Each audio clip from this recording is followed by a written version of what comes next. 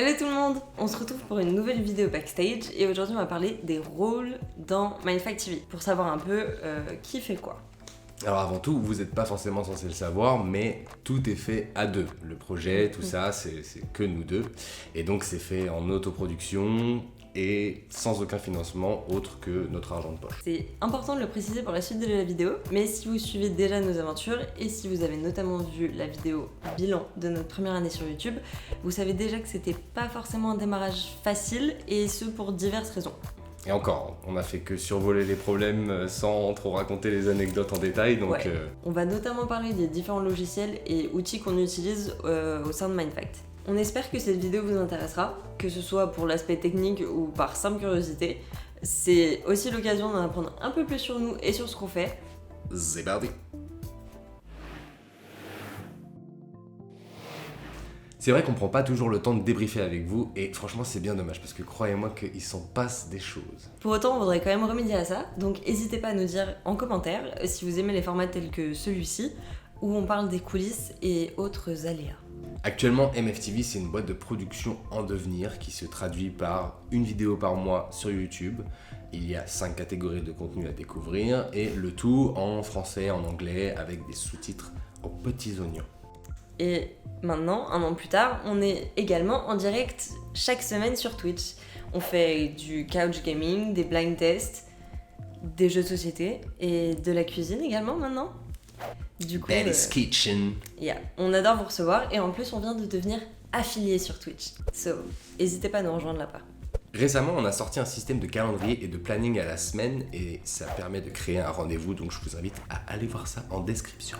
Et pour résumer nos rôles brièvement dans le projet, donc Betty est la directrice artistique et la réalisatrice. Et Adam est le directeur marketing / producteur. Et à nous deux, on pilote les opérations. Après, ça vous dit pas vraiment ce qu'on fait au sein du projet. Du coup, on va enchaîner.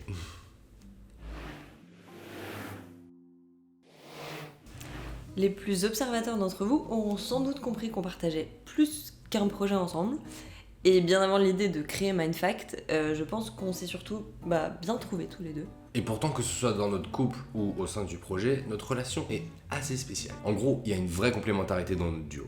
On sait qu'on peut compter l'un sur l'autre, mais le prix, c'est qu'il faut rester prêt à faire des efforts chaque jour. Et cette complicité fait que même si on effectue des tâches différentes, on reste curieux de ce que fait l'autre pour mieux comprendre, car la base de la communication, et surtout au sein du travail, en vrai c'est la compréhension, et ça marche pas si on se met pas à la place de l'autre. Du coup, on a des rôles plus ou moins définis au sein du projet, mais la force qu'on a, c'est qu'on arrive à valoriser le potentiel de l'autre, tout en apportant du soutien et des retours à chaque étape.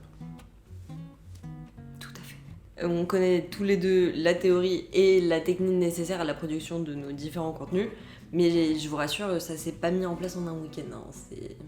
Même à côté de ça, ça nous arrive des fois de complètement changer nos méthodes, juste comme ça. De toute façon, avec toutes les galères qu'on a eues depuis le début du projet, je pense qu'on n'a pas d'autre choix que de s'adapter. Va tourner des vidéos et faire des lives quand tout ton quartier et tous tes voisins ont décidé d'étaler leurs travaux sur 3 ans.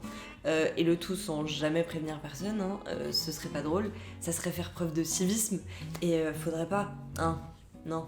Surtout pas.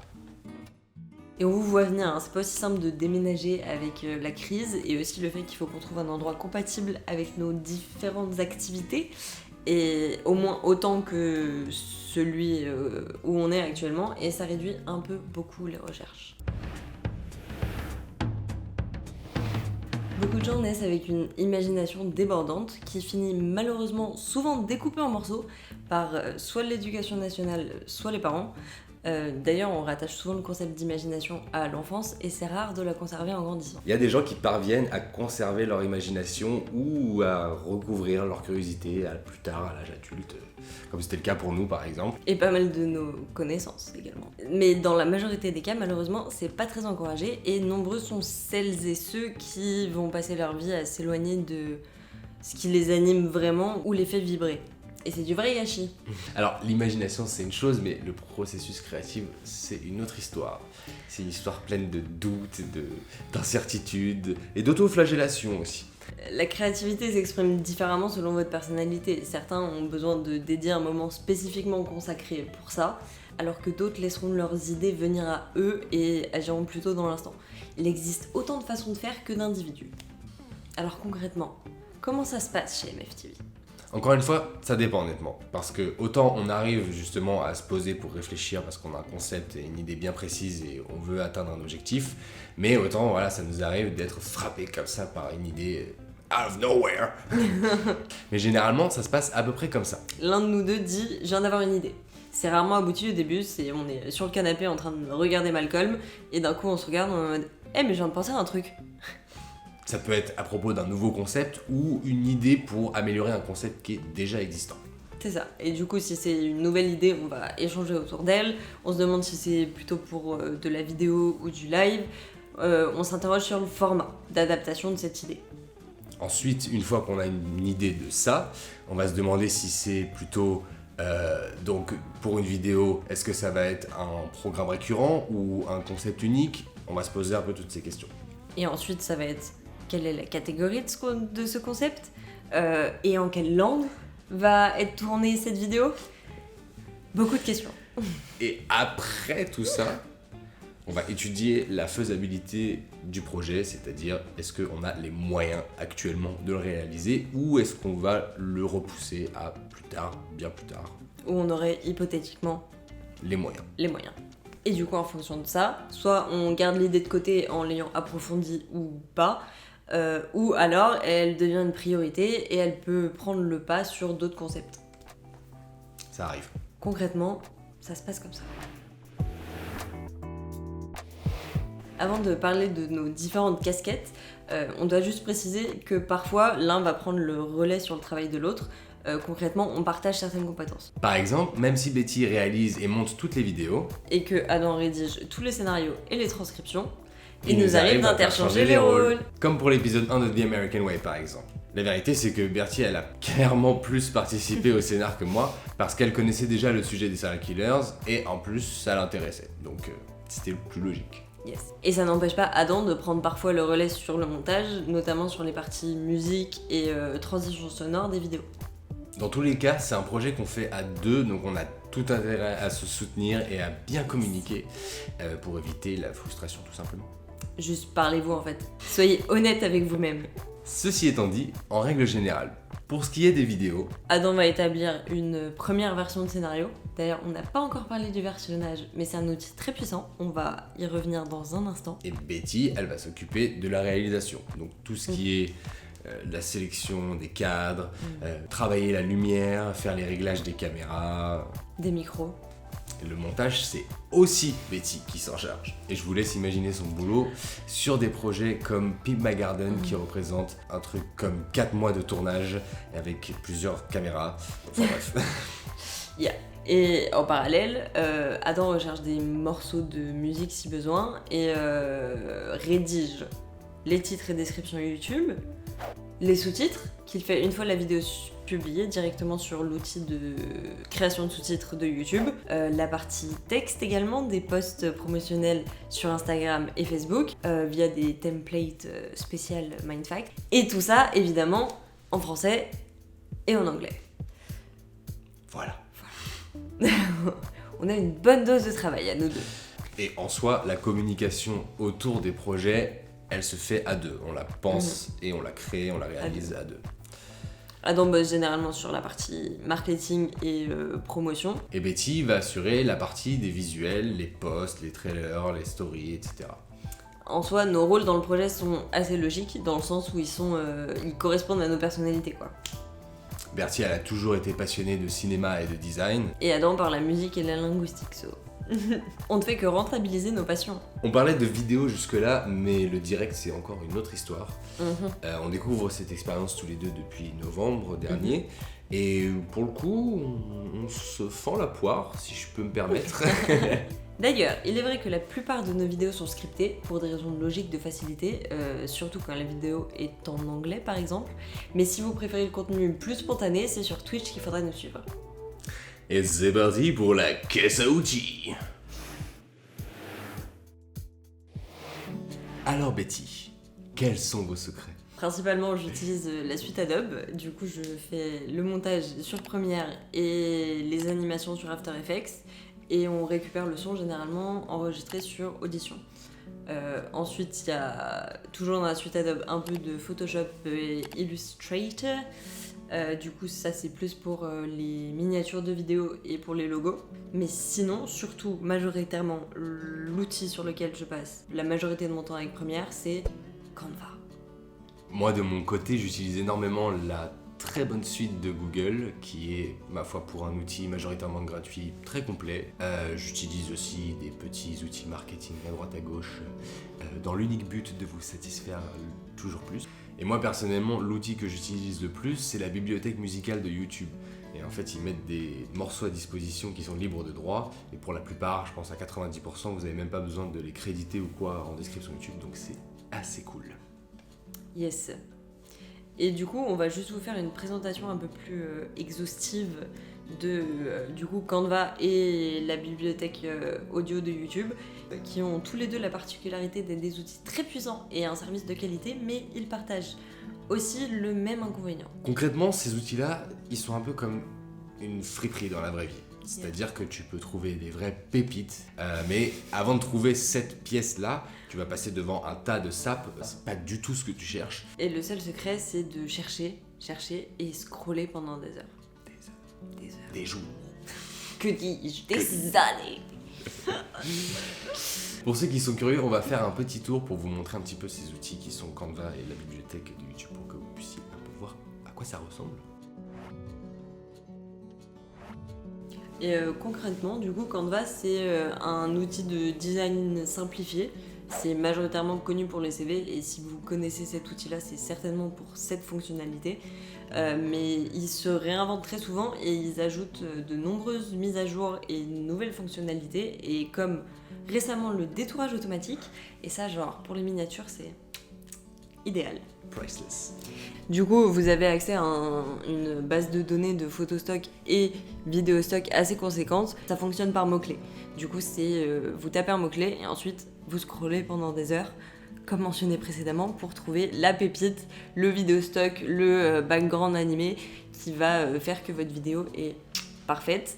Dernier exemple en date, c'était surtout pour la vidéo de Make Gaming Great Again. On a utilisé énormément de vidéostock issus de Canva, justement pour illustrer toute cette vidéo-là. Et récemment, nouvelle utilisation de Canva, c'était pour Twitch et les lives, où du coup j'ai pu utiliser Canva pour faire la majorité, voire non tout, ouais, tous les overlays pour nos lives, avec du coup des animations, des fonds, des icônes toutes faites qui sont, ma foi, de très bonne qualité. Et mise bout à bout, ça nous permet de créer aussi toute une identité autour de ça, et vous nous direz ce que vous en pensez dans les commentaires, en espérant que ça vous plaise. Moi ça me plaît en tout cas. Parce qu'on se donne. Hein, moi je me donne à faire ces jolis petits designs, hein. Ok. Donc on passe au deuxième outil qui est la bibliothèque musicale de YouTube. Donc encore une fois, elle est pleine de morceaux qui sont libres de droit, mais comme Canva, vous n'allez pas forcément trouver ce que vous cherchez directement. Donc vous avez la liste des sons, mais vous n'avez pas forcément énormément d'infos, donc ça ne vous permet pas de faire des recherches très affinées. Donc vous avez l'obligation d'écouter énormément de morceaux. Et c'est pas que de la qualité, hein, si on est honnête. Mais comme sur Canva, encore une fois, on tombe aussi sur des perles, et on a utilisé énormément de ces morceaux, que ce soit pour nos lives, pour nos vidéos, les fonds sonores. Sinon, celle la plus récente qui était très cool, c'est celle qu'on a trouvée pour le live de Betty's Kitchen et qui s'appelle Ratatouille's Kitchen, so on point. Et du coup, parfois, c'est ça, tu vois, tu tombes pile sur le morceau qui a la bonne ambiance et tout s'aligne, les planètes s'alignent. Vous voyez, la friperie, c'est ça. On parlait plutôt du coup du concept de version, qui est également un outil surpuissant, mais à la base, c'est surtout un concept et un moyen de maintenir le cap dans vos projets.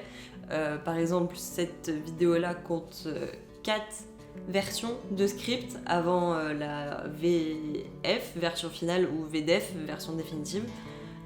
Concrètement, le versionnage, c'est... Plutôt que de réécrire toujours ou de refaire des modifications sur le même document, vous allez créer une copie à chaque fin de session de travail. Et quand vous allez reprendre, vous allez modifier cette nouvelle copie, ce qui va vous permettre du coup de pouvoir vous réimprégner de l'essence du projet si besoin, mais dans tous les cas, le but c'est prendre du recul. Bon, je pense qu'on n'a pas besoin de présenter les outils tels que la suite Adobe ou la suite Google. Vous nous en voudrez pas si on fait l'impasse sur ça. Il y a un autre aspect à ne pas négliger, sans quoi vous ne pourrez jamais avancer, c'est l'importance de l'organisation dans un projet. C'était pas vraiment notre fort au début, mais on s'est lancé pour se challenger et apprendre sur le tas en même temps. La vérité c'est que l'organisation parfaite n'existe pas. Par contre, il y a des moyens de s'en rapprocher. Et nous, du coup, dans cette optique, on va utiliser des outils comme, encore une fois, la suite Google, qui est très efficace. Et parfois, on va juste préférer prendre des notes papier à l'ancienne, comme peut en témoigner notre joli planning mensuel. Après, c'est to each their own, comme on dit. Si t'es team numérique, va Google Calendar, mais si t'es team agenda, il n'y a pas de souci. Hein. Je crois d'ailleurs que toi, tu es plutôt team agenda. Definitely. Yeah. Mais le plus dur dans ce genre de projet, c'est surtout le fait de sortir du salariat, sortir du cadre scolaire millimétré. On ne suit pas un programme tout fait, il n'y a pas quelqu'un au-dessus de nous en train de nous dire ce qu'on doit faire. On dessine vraiment notre route. Et en soi, ça ne tient qu'à nous de travailler dur pour réaliser nos rêves. Et là, on repart sur les notions de doute, d'incertitude, etc. C'est bien plus simple à deux, c'est sûr, mais l'organisation, c'est quelque chose qui s'entretient et qui s'améliore tous les jours au fil du temps, à condition que tout le monde y mette dessus. Et on se bat aussi également, comme beaucoup de gens, contre la procrastination, la célèbre flemme. Et je pense que c'est quand même un fléau de notre société, un bon gros symbole du 21e siècle. Et c'est d'autant plus dur quand on se lance et qu'on a une petite communauté et on n'a pas forcément directement les retours de savoir si les concepts vous plaisent ou non. Et parfois ça peut prendre plusieurs mois avant que quelqu'un nous dise « Ah, au fait, cette vidéo, elle m'a vraiment bouleversé, c'était ma préférée de votre chaîne et tout. » Donc n'hésitez pas à vous manifester en commentaire, même pour dire des choses négatives. En soi, vraiment, tous les retours sont bons à prendre. Donc, Mais bon, désormais on se sent de plus en plus à l'aise avec nos outils et les contenus, donc le temps est venu pour nous de se développer. Il faudra travailler encore plus sur l'organisation du coup, car le lancement des directs sur Twitch c'était que le début. D'ailleurs, si vous n'êtes pas encore abonné à la chaîne YouTube, j'en profite pour dire que ce serait le moment rêvé pour vous manifester. Non seulement c'est gratuit, mais en plus ça nous motive de ouf. Donc lâchez vos meilleurs pouces bleus sur vos vidéos préférées, qu'on sache un petit peu celles qui vous plaisent le plus. Et sachez qu'on a encore plein de projets en cours et en stock, donc... On trouvera toujours un moyen de vous montrer tout ça en temps voulu, mais en attendant, ça nous soutient énormément et ça nous donne la force de continuer, malgré cette époque incertaine et les difficultés qu'on peut rencontrer. Quelle vie!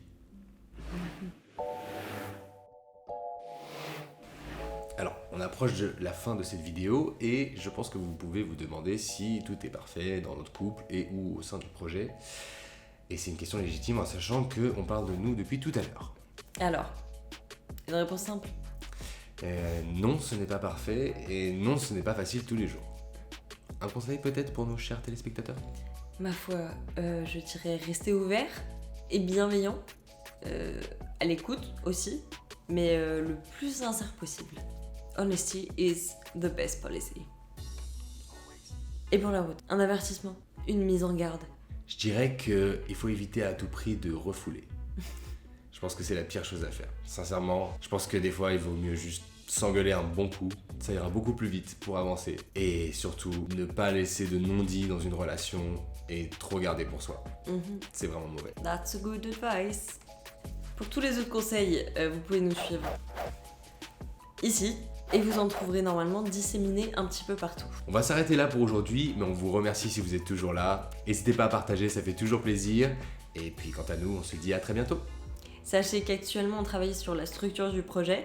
Donc à terme, on pourra sans doute avoir accès à plus de matériel. Enfin, en tout cas, c'est notre projet. Prêt ? 1, 2, 3. Abonnez-vous. Peace.